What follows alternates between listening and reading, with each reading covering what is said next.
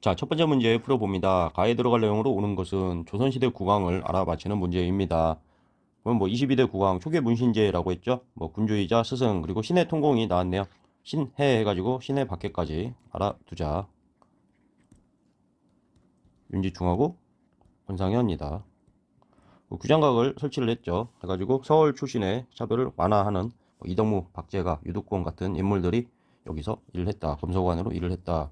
그럼 뭐예요? 정조에 대한 옳은 거를 고르면 되죠. 자, 1번 훈련도감 설치. 훈어총수금 중에서 선조 때 훈련도감을 맨 처음으로 설치를 합니다. 삼수병으로 뭐 구성이 되어 있고 오무병이 아니라 돈을 받고 일하는 그런 군인들 직업병으로 구성을 했다. 그런 내용을 뭐 생각해 주면 되죠. 2번 수원화성 건설. 뭐 너무나 쉬운 문제네요.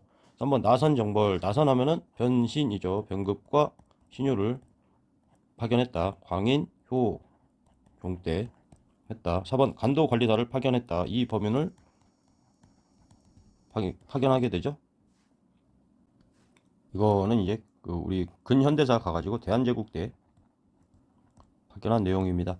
5번 이인자의 난을 진압했다라고 한다면 영조 때 영조보다 앞에 있는 경종의 죽음을 둘러싸고 이인자를 중심으로 의문을 제기했다고 하죠. 그래서 이거를 진압하고 상평비를 세웠다라고 알려져 있습니다. 수원화성 건설이 나와버리니까 너무나 쉬운 문제였네요. 다음 문제 보죠. 자, 다음 문제 봅니다. 가 인물에 대한 설명으로 오는 것은 이렇게 보면 그림이 있죠. 이 자료는 땡땡이같이 왕에게 바친 성악 10도의 일부입니다. 그림을 그려가지고 왕에게 바친 거예요. 그는 성리학에 대한 체계적 이해를 바탕으로 군주가 스스로 인격과 학문을 그림을 보고 스스로 한번 알아보세요 했는데 반면에 이는 뭐예요? 성악 집요라고 해가지고 집요하게 왕을 가르치려고 했다. 이하고 이왕 잘 나오는 주제죠. 성악 10도와 성악 집요. 뭐 이왕에 대한 선지를 찾아봐라 라는 문제가 되겠습니다. 1번 양명학을 연구하여 강화학파를 형성하였다. 정제도에 대한 설명이죠. 양명학은 딱 이렇게 선지로만 나오고 단독 문제로는 안 나오는 것 같아요. 2번 일본에 다녀와서 해동 제국기를 편찬하였어요. 이거 계속 반복되는 선지죠. 성종 때 신숙주가 편찬했습니다. 3번 예한향약을 시행하여 향촌 교화를 위해 노력하였어요. 3번이 옳은 설명이죠. 반면에 이제 2는 해주향약이 됩니다.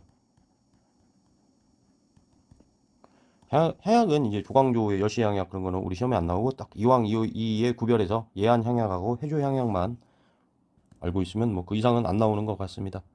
자, 4번 읽어보죠. 유학 경전을 주자와 달리 해석한 사변록을 저술하였어요. 사변록 하게 되면 이제 박세당이죠. 박세당은 막 주자를 비판하고 막 양명하고 수용하고 하니까 뭐가 됩니까? 사문난적이 되죠. 전에 인터넷에서 뭐 탕수육붕당 해가지고 탕수육을 가지고 뭐 찍어 먹냐 부어 먹냐 해서 뭐 부어 먹는다고 하면 북인이고 말은 하고 부어야 한다 그러면 소북이고 에이 그냥 부어버리면 그만이다 뭐 대북이고 뭐 좀 이런 게 있었는데 전 굉장히 재밌게 봤습니다. 거기서 이제 사문난적이 어떻게 나오냐면은 탕수육을 간장에 찍어 먹으면 어떨까 사문난적 이런 게 나와가지고 되게 재밌게 봤는데 말로 하니까 그렇게 재미가 없네요. 5번 읽어봅니다. 가래 집남을 저술하여 예약을 조선의 현실에 맞게 정리하였다. 뭐 잘 안 나올 내용 같은데 이거 김장생이죠. 가래 집남. 5번 정도면은 약간 어려운 내용인데 1, 2, 3, 4에서 이미 뭐 가장 기본적인 거 예한 행약만 이렇게 알아도 정답을 딱 고를 수 있게 나오잖아요. 개수를 맞추기 위해서 좀 나오지 않았을까 뭐 그런 생각이 좀 듭니다. 2가 이제 이렇게 있잖아요. 2가 있고 이제 김장생이 있고 이게 이제 좀 송시어로 이어지고 이게 좀 노로운 쪽이 되고요. 김장생 말고 이제 성원 있죠. 성원이 있고 김장생에서 온다고 해야 하나? 좀 이게 성원이 이렇게 있고 성원 쪽에서 온 게 윤중이 되죠. 이게 좀 소론이 됩니다.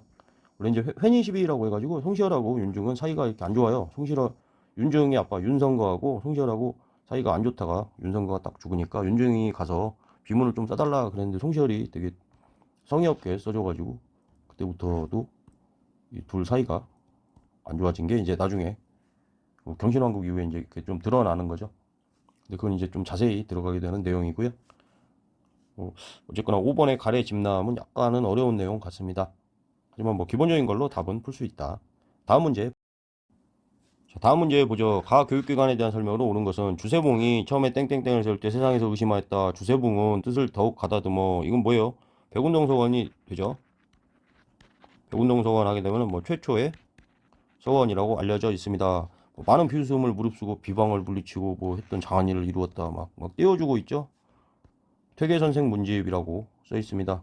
백운동 서원이 최초의 사익 서원인 소수 서원으로 되죠. 사익 서원이 뭐예요? 국가에서 뭐 노비도 주고 막 각종 막 역 같은 거를 다 면제해주고 막 그런 겁니다. 이 건의가 누구냐? 이왕이다. 여기에 대한 내용을 골라주면 됩니다. 서원에 대한 내용을 고르면 되죠. 1번 학술연구기구로 청연각이 설치되었습니다. 청연각은 뭐 고려 때 관학진흥책으로 된 거죠. 숙종 때 서적포가 만들어지고 예종 때 칠제, 양현고, 장학기금 장학기금이죠. 청연각, 고문각, 예종 칠제, 양청보 해가지고 청연각 이후에 이제 뭐 집현전으로 이어진다. 조선시대에 가서는 뭐 이렇게 알려져 있죠. 뭐 고려시대 내용이 나왔네요. 2번 전국의 부목군연에 하나씩 설립되었다. 이건 조선 향교에 대한 설명이죠. 3번 중앙에서 파견된 교수나 훈도가 지도하였다. 이것도 역시 향교에 대한 설명입니다.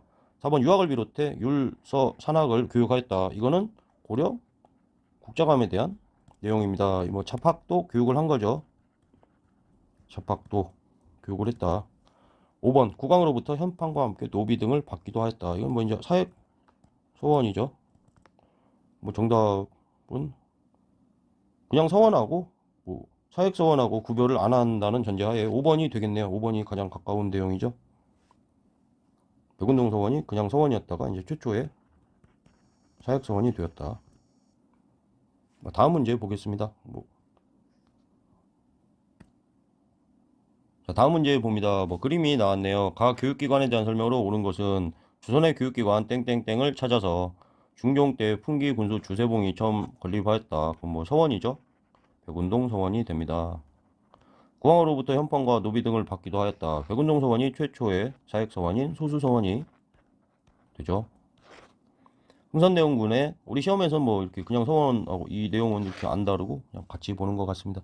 흥선대원군에 의해 정리되어 47곳이 남았다. 이 중 대표적인 9곳이 유네스코에 등재되었다. 주요 건물 배치도를 이렇게 봐요.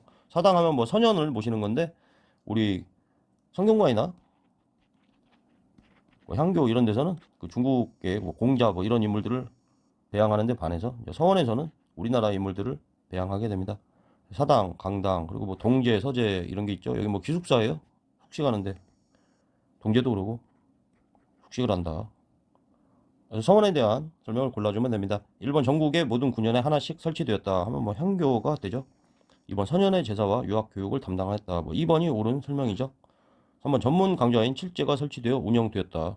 또 뭐 고려 예종 때 나타나는 뭐 보기가 거의 비슷하죠. 하는검이 이렇습니다. 이래서 진도별로 공부하는 게 좋다는 거예요. 3번 중앙에서 교수나 훈도를 교관으로 파견하였다. 향교에 대한 설명이죠. 소과에 합격한 생원 진사에게 입학 자격이 부여되는 게 원칙인 것은 성균관이죠. 정답은 2번이 되겠습니다. 간단한 문제네요. 다음 문제 봐요. 자, 마지막 문제 보겠습니다. 가신문에 대한 설명으로 옳은 것은 이향견문록이라고 이건 좀 뭐 이름 있죠. 이 책은 땡땡땡 출신인 유재건이 지은 인물 행적기로 위학 문화 발달에 크게 기여했다. 땡땡땡은 자신들의 신분에 따른 사회적인 차별에 불만이 많았는데 시사, 문학 동아리를 조직하는 등의 문해 활동을 통해 스스로 위상을 높이고자 했다. 책의 서문에는 이항에 묻혀있는 유능한 인사들의 행적을 기록하여 세상에 널리 알리고자 이 책을 썼다고 밝히고 있다. 공무원 시험에서 뭐 잘 등장하는 책 제목입니다. 이게 누구예요? 그러면 중인에 해당하는 거죠. 서울은 이제 뭐 정조 때도 알 수 있듯이 신분이 이렇게 좀 올라갔는데 중인의 경우에도 막 신문을 올리고자 노력을 많이 했지만 결국엔 실패합니다. 중인에 대한 설명으로 옳은 걸 고르는 거죠. 1번 매매 증여 상속의 대상이 되었다. 노비죠. 조선시대는 특히나 뭐 삼국이나 고려시대보다 노비 숫자가 막 엄청나게 늘어납니다. 조선의 좀 특징이고요.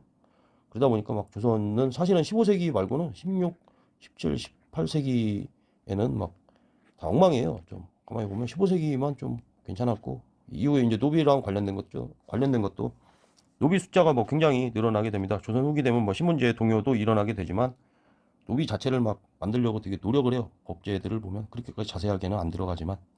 자, 2번 장례원을 통해 국가의 관리를 받았다. 장례원이라는 곳 자체가 앞에도 한번 나온 것 같은데 노비를 담당하는 관청이에요. 그래서 뭐 노비 관련 소송도 뭐 굉장히 많이 일어나고 그렇습니다. 남자 노비들은 막 도망간 경우도 엄청나게 많았어요. 조선에는. 여자 노비가 뭐 굉장히 비참하죠, 삶이. 3번 공장 안에 등록되어 수공업 제품 생산을 담당하였다. 수공업자죠. 4번 양인이지만 천역을 담당하는 신랑 역천으로 분류되었다. 이게 이제 7반 역천이라고도 하는데 이 뭐 수군, 봉군, 뭐 역군, 뭐 조례 그런 것들을 이야기합니다. 이게 왜 이렇게 된 거냐면 이제 고려에서 하층민들을 양민으로 올린 거예요, 이게.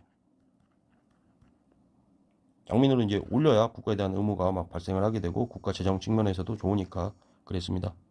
공노비 해방 같은 것도 그런 거예요. 공노비 1801년에 공노비를 딱 해방시키잖아요. 뭐 노비가 막 불쌍히 여겨가지고 막 그런 게 아니라 한 칸 올려가지고 국가에 대해 의무를 지는 그런 존재들의 숫자를 늘리려고 한 거예요. 그런 거지 뭐 노비를 생각해줘서 막 너그럽게 풀어주고 그런 게 아닙니다. 5번 관직 진출 제한을 없애달라는 소청 운동을 전개하였죠. 하지만 실패했다. 이게 중인에 대한 설명이죠. 여기까지 하겠습니다.